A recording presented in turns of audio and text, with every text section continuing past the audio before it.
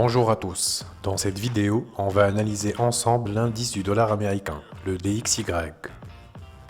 L'indice des devises est un outil indispensable quand on fait une analyse pour prendre position sur le marché d'échange et des cryptos aussi.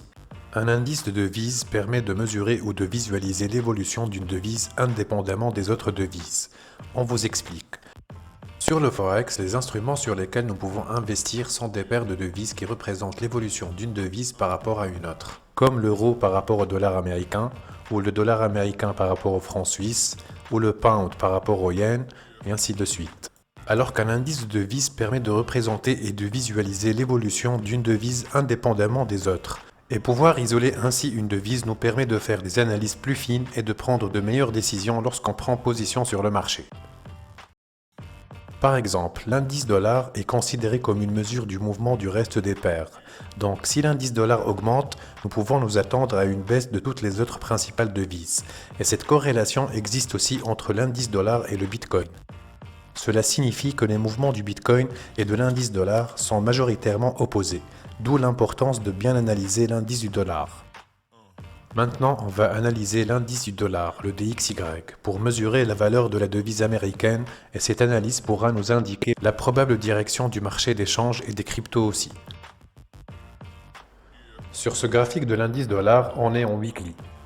Ici, après avoir atteint son plus haut sommet au début de 1985, le dollar a commencé sa chute vertigineuse en raison du double déficit des États-Unis, de la crise des subprimes et de la baisse des taux de la Fed, et a atteint en 2008 son niveau le plus bas. Donc on va commencer notre analyse technique ici depuis ce bottom de 2008. On va agrandir un peu. Ici, on a eu notre première impulsion en 5 vagues. Après, on a eu une forte vague corrective qui devrait être décomposée en un zigzag, parce que le zigzag est la vague corrective la plus puissante. Et c'est ce qu'on a eu ici. La vague A de ce zigzag décomposée en impulsive baissière, la vague B en zigzag et la vague C en diagonale terminale. Et on confirme la fin de cette vague corrective en zigzag avec l'outil Fibonacci. On prend l'extension de Fibo, donc sommet de la vague A, ensuite bas de la vague A et le sommet de la vague B. Et voilà, le niveau des 100% nous indique exactement notre bottom.